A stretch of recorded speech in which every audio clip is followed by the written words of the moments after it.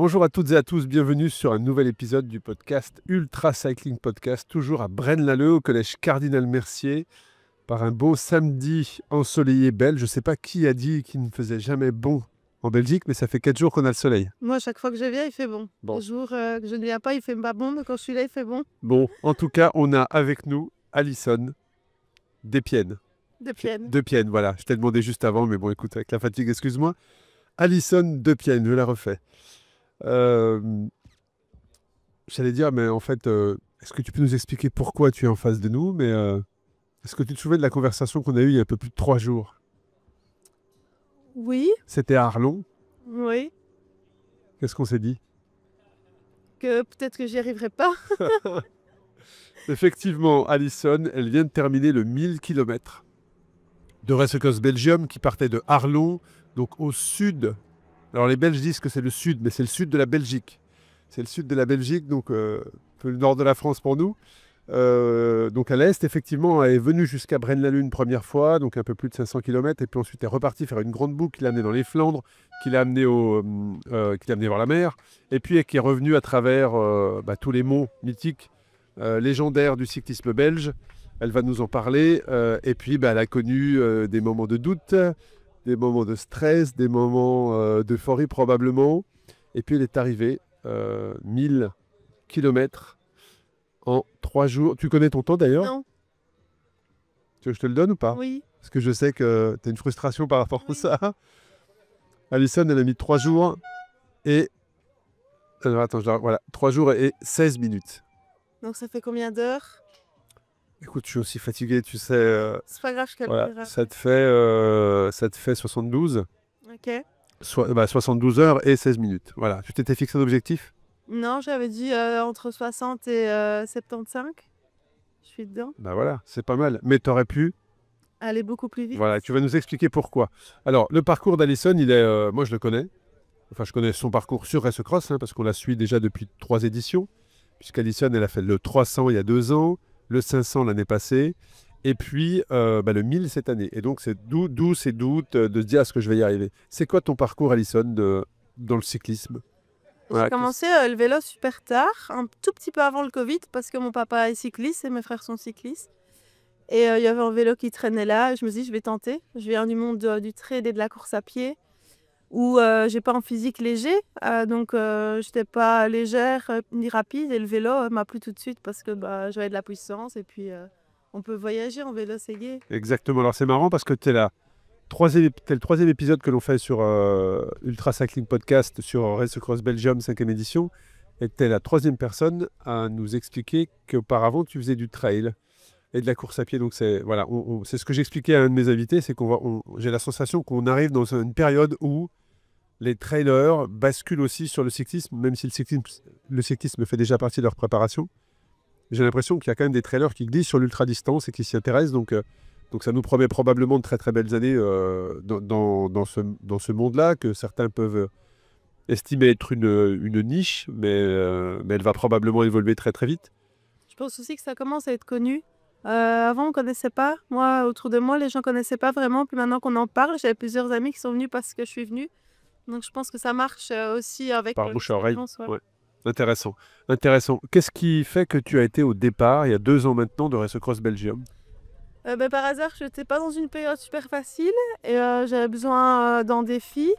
Et vu que je me plaisais bien sur le vélo à ce moment-là, j'allais commencer le triathlon aussi. Je suis tombée par hasard, je me dis pourquoi pas. Et c'est une des premières fois dans le sport où j'ai été contente de moi, je suis jamais contente. Et où j'ai pris vraiment ce plaisir de l'alignement tête, corps, esprit, quoi. Et je me suis dit, ah, c'était chouette. Satisfaction personnelle? Énorme. C'est vraiment la première fois que peu importe le résultat, j'ai vraiment passé un bon moment sportif. C'est intéressant ce que tu dis. Ça veut dire que cette prise de conscience dont tu parles, tu l'as eu après, ou tu as déjà connu ces moments, tu sais ce qu'on peut appeler parfois ces moments d'euphorie, ces moments de flow, où tu as cet alignement, tu n'as plus de sensation de douleur, de vitesse, enfin... Est-ce que tu as connu cet état de flow sur le vélo, qui est très marquant quand on le découpe, quand on vit ce moment de flow pour la première fois? On s'en souvient généralement parce que ça marque. Le vélo, tout de suite, c'est le seul sport où mon cerveau se déconnecte. Je suis un peu hyperactive du cerveau. Mais ce jour-là, du 300, oui, ça a été une belle découverte de se dire... ah ouais, une belle découverte de moi en fait. Je me rappelle, je me souviens de toi au sport. départ en soirée. Ah ouais? Ouais, je me rappelle, tu avais une tenue verte. Ouais, d'ailleurs, c'est ton club, je pense. Hein, voilà. Et je me rappelle de cette appréhension, ce stress, c'était le même. Hein, tu avais le même stress à Arlon que tu avais il y a 2 ans au départ, ici même, du 300 km. Mais c'est intéressant, cette prise de confiance, ces moments d'euphorie, ces moments de flow. Mais je ne connaissais pas l'expression « je suis hyperactif de la tête ». Ça, je n'avais jamais entendu. Mon cerveau ne sait pas se mettre en off, tu vois. Et donc, effectivement, ce 300 km que tu avais terminé, et c'est quoi le chemin? Pourquoi on... Enfin, qu'est-ce qui fait qu'on ne se dit pas, bon, bah là, j'ai fait un 300, j'arrête. Je te pose volontairement la question, même si j'ai une partie des réponses. Mais je pense aux auditrices, aux auditeurs qui nous écoutent, qui se disent, bah, pourquoi moi? Pourquoi pas moi aussi? J'hésite, mais est-ce que je me lance? Pourquoi, d'ailleurs, après t'être reposé, tu te dis, bah, l'année d'après, je reviens sur un 500? C'est quoi c'est d'aller toujours plus loin, toujours plus haut, de se prouver d'autres choses? Un peu tout. Le 300, en fait, j'en ai tellement parlé autour de moi. C'est comme je dis, il y a beaucoup de gens qui sont venus après. Et je me suis dit, il faut qu'ils connaissent ça, c'est tellement cool. Et donc, T'avais le envie de partager? 300, ça m'avait semblé facile. Donc, je me suis dit, pourquoi pas aller tester le 500. Mais je me rappelle avoir dit, pour demander à ma meilleure amie aussi, le jour du 300 qui était là, jamais 1000, ils sont fous. Ça sert à rien. Alors, on part en vacances et on va en vélo avec son là. Et donc, j'y étais cette année. Donc, je suis sans doute parmi les fous. Mais pourquoi 500 l'année après? Parce qu'il y avait justement eu cet alignement et que je suis quelqu'un qui était tellement, même souvent encore maintenant, dans le fait que je veux faire les choses bien, que là, en fait, s'il n'y a pas ce concept de performance, c'est plus soit avec son boulot. C'est un moment psychologique presque, un moment de psy, quoi, où on prend du plaisir. Puis on découvre aussi le pays autrement. En Ouais, fait. c'est vrai. Et l'équipe, enfin, pas mentir, moi je trouve que l'équipe, le tout fait qu'on y revient aussi. On est bien. Ouais, c'est gentil, on va parler d'organisation après, mais je te rejoins sur le parcours. Tu sais, j'ai une personne avec qui j'ai discuté, parce que j'ai reloté aussi, moi, un petit peu, j'ai été à l'encontre de certains participants jeudi. Euh, et certains coureurs belges me disaient, mais c'est incroyable, il y a des parties de mon pays que je ne connaissais pas. Des gens du secteur qui ont l'habitude de rouler, donc un gros... Partie d'Arlon, je viens de là et on est passé par des routes par lesquelles je ne suis jamais passée. Bah voilà, donc c'est une magnifique preuve du travail de Ludovic qui a été fait en amont pendant au moins 6 à 7 mois à reconnaître, à rouler, alors qu'on a été énormément challengé par des travaux. On rentre dans une période là où en Belgique, il y a beaucoup de travaux qui ont été lancés et on a dû faire face à, parfois il y a eu quelques petits gravels, alors que ce n'était pas prévu, mais on n'avait pas vraiment le choix. Donc un grand merci pour ça. Je rebondis sur ce que tu dis au niveau psychologie, c'est qu'effectivement, sur Race Cross France cette année, sur le 2500 km et d'autres distances, on va travailler avec des blessés de guerre. Mais des blessés de guerre, pas un handicap visible, mais un handicap invisible, qui sont traumatisés par ce qu'ils ont vu sur le terrain. Et donc, l'ultra-distance leur permet de se reconstruire, c'est pour ça que je fais le parallèle, leur permet de se reconstruire psychologiquement et mentalement. Ouais, exactement. Donc, tu vois, l'ultra permet, sur un manque de confiance, de retrouver confiance, sur des problèmes psychologiques également, d'accompagner les personnes à sortir un peu la tête de l'eau, à retrouver confiance en eux. Et c'est un vrai point d'appui, mais ça, c'est aussi mon avis personnel. Je pense que l'ultra est ce que tu viens de réaliser, peut-être que tu ne réalises pas encore. Mais je réalise toujours pas que j'ai fait 500 l'année passée, hein, donc tu vois. Que ça fait quelques heures, tu vas probablement le réaliser dans quelques mois. Et une fois que ça c'est réalisé, c'est un véritable point d'appui pour le reste de ta vie. C'est-à-dire que, quelles que soient les difficultés que tu rencontreras plus tard, à un moment donné, tu vas te retourner sur ce que tu as fait, et en ayant fait ça, je pense que tu peux être ensuite capable d'être confronté à plusieurs situations, tu sauras trouver les réponses. Déjà maintenant, hein, je me rends compte depuis en tout cas que j'ai fait cette expérience dans le monde du travail, à me dire si j'ai pu faire ça, je pense que je peux prendre un peu plus les choses coolos aussi. Par contre, la différence, je trouve, entre l'ultra trail à pied et vélo, c'est le vélo qui est quand même, je trouve, un moment où on peut quand même, je vois, enfin la dernière jour que j'ai passé très compliqué sur mon vélo, s'appuyer dessus, que quand on est en trail, ultra trail, course à pied, on ne peut compter que sur soi. Et ça, je trouve que c'est quand même une différence. C'est le sport porté, effectivement. Ouais. Ouais, c'est vrai, c'est vrai. Quel est ton métier? Qu'est-ce que tu fais dans la vie? Je travaille pour une mutuelle en Belgique, dans l'innovation sociale. Donc, justement, trouver des projets innovants qui vont aider le secteur de la santé au sens large pour tous les publics cibles, jeunes, personnes âgées. Et on a beaucoup de projets qui arrivent maintenant avec le sport, c'est l'inclusion. évident, évident. Voilà. Très intéressant, très intéressant. Je ne vais pas t'embêter très longtemps, je sais que tu es fatigué, je sais que tu veux te reposer, je sais que tu veux te doucher. Je voulais juste si tu peux nous partager un dernier mot justement dans la continuité peut-être sur l'organisation, mais voilà, qu'est-ce que tu peux partager aux gens qui nous écoutent sur le parcours, même si tu as déjà touché quelques mots, mais voilà, l'organisation, l'arrivée sur ce site qu'on a aménagé pour que tout le monde puisse passer un bon moment. Voilà, si tu peux nous partager un petit peu de tout Mais ça. ce qui est marrant de revenir ici, c'est qu'à chaque fois, on a l'impression d'être un peu à la maison vu qu'on y est déjà venu. Le départ à Arlon, c'était sympa. C'est aussi pour ça que je l'ai pris cette année parce que c'est pas loin de chez moi. Je me suis dit, bon, allez, on y va. Mais ça détache un peu la base de vie. Quand on part à la base de vie, qu'on revient à la base de vie, on revient à la maison, quoi. Et donc là, il y a un petit peu ce côté. Le voyage, oui, là, ouais, point A, point B.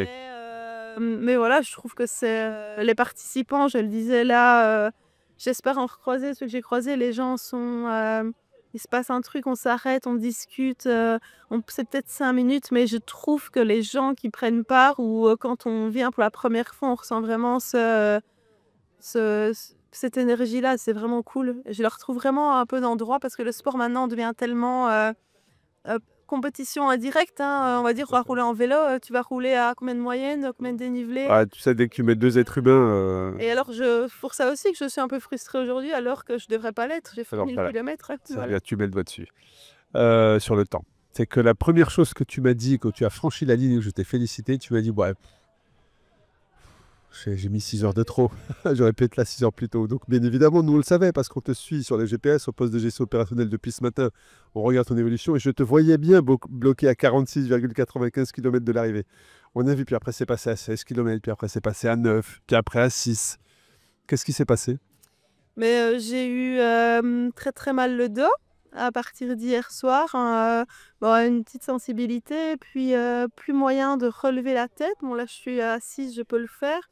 Mais si je baisse ma tête maintenant, Elle va tomber toute seule. Elle tombe toute seule. Tu connaissais ces symptômes? Pas du tout. Et donc, je devais porter ma tête avec mon autre main. Ouais. C'était très fatigant. On voit pas où on va. On essaye d'étirer, ça passe pas. Sur le vélo, vu que j'ai des prolongateurs, je savais me mettre de travers pour reposer. Donc là, je sens que je suis de travers. Ça a été inconfortable et je me suis sentie tellement. J'ai dit à mes proches quel enfer ce matin j'ai vécu. Et donc, je suis arrivée dans cette peur en fer sans me rendre compte des 1000 avant. Et ça fait partie du jeu, mais quand même déçue d'avoir subi ça. Et en même temps, voilà, ça fait partie de l'histoire. Et un proche m'a dit l'histoire sera encore plus belle grâce à l'enfer que sera vécu. C'est ça. Alors déjà c'est bien d'avoir terminé. Parce que ce que tu décris, c'est un symptôme bien connu des cyclistes ultra-distance, dont je ne m'aventurerai pas dans la prononciation du nom. Mais effectivement, c'est un syndrome que moi je connais depuis que je fais de l'ultra. Et dont beaucoup de participants souffrent. Pas beaucoup, mais en tout cas, tous les ans, sur chaque édition, on voit ce symptôme-là, qui est en fait qu'en fonction de la position, ça vient de ta position, fait que les muscles de la nuque tétanisent, et donc, à un moment donné, oui, ne supportent plus le poids de ta tête. Et donc, quand j'ai discuté avec tes parents dans la matinée, quand ils sont arrivés sur le site, on a discuté, moi j'ai bien vu que ça devenait très lent, donc il y avait forcément un souci pour que tu sois aussi longtemps à 50 km et puis à 15 km de l'arrivée. Et donc, ils ont commencé à me décrire les symptômes et je l'ai tout de suite dit, mais je sais ce que c'est. Et là, j'étais inquiet pour ta sécurité. Pourquoi? Parce que quand tu as ce symptôme-là, effectivement, tu ne peux plus tourner la tête. C'est-à-dire que tu as la tête qui est lourde, en fait, et sur le vélo, tu as une position qui fait que tu ne peux pas la relever. Et j'ai une pensée pour Avril Laheurte, qui, elle, avait terminé Race Cross France en 2022 sur un 1000 km en attachant une chambre à air de son casque à sa selle dans son dos pour tenir sa tête. Et il y a une multitude de solutions pour ça. Voilà, manche à balai dans le dos avec des sangles, bref, voilà, les gens s'attachent la tête. Pourquoi? Parce qu'une fois que le processus est lancé, tu ne peux plus l'arrêter. Si ce n'est de t'arrêter et d'arrêter d'être dans cette position pour... voilà. Mais si tu restes sur le vélo, ça ne s'arrangera pas. Et j'étais inquiet pour ta sécurité, parce que je savais que tu ne peux plus tourner la tête, donc un véhicule qui vient de la droite ou de la gauche. Et j'ai dit à tes parents, attention, si vraiment vous voyez que ça va trop loin, on devra arrêter pour des raisons de sécurité. Donc, C'est vraiment très bien que tu aies terminé. En bonne santé. J'ai été Voilà. très attentive parce que il y a la course et il y a la frustration Exact. personnelle. Et Ouais. puis à un moment donné, j'ai fait énormément de pauses. Et à un moment donné, ça n'aurait pas été, j'aurais fait venir me chercher. Ça aurait été une déception à 15 Bien km. sûr, bien sûr, bien sûr. Mais la sécurité avant. Mais ouais, mais c'est vrai que je suis contente que ce soit pas arrivé qu'à moi. Parce que quand ça nous arrive et qu'on n'en a jamais entendu parler, je me suis dit à un moment donné, quelle régression, alors que j'ai été très constante. Sur le reste, c'est très très bien. Très contente de ma prépa d'ailleurs, mais enfin pas vraiment prépa, mais c'est ça qui a été très frustrant. C'est vraiment ce coup de tu peux rien, mais ça nous Non. est arrivé. Donc, non seulement tu peux rien y faire, et en plus ça arrive au meilleur. Parce que moi je pense à Marco Ballo sur une Race Cross America que j'ai connue il y a bien longtemps de cela, qui avait dû abandonner au bout de 3 jours parce qu'il était victime de symptômes, et c'est un énorme champion qui avait une énorme expérience. Et ça vient d'une position, ça vient, c'est multifactoriel, on n'arrive pas vraiment à comprendre pourquoi ça arrive, mais ce qui est certain, c'est qu'une fois que c'est enclenché, s'il n'y a pas d'arrêt de la pratique, ça ne fera qu'empirer. Donc voilà, je te laisse aller te doucher, te reposer. En tout cas, un immense bravo. Nous, on est très fiers de voir une participante qui arrive, qui se challenge, qui revient et qui tente la grande aventure. J'ai un autre défi pour toi. Alors, c'est pas en Belgique. Non, je n'aimerais pas. C'est pas en Belgique. C'est pas en Belgique parce qu'on n'aura pas de 2500 km en Belgique. Par contre, en France, on a 2500 km. Voilà, avec un très beau parcours en 2025, il est magnifique. Mais je connais déjà le profil du 2026. Je pense qu'il peut te plaire. Un grand merci. Encore à digérer d'abord et puis on verra. On en reparle lundi. Merci en tout cas à tout le monde. Un grand merci à toi et bonne récupération. Merci. Et ben, je vous dis à bientôt, que ce soit en Belgique ou alors dans un autre événement de Race Cross Series. En tout cas, voilà, merci pour votre fidélité. À très bientôt. Merci, au revoir.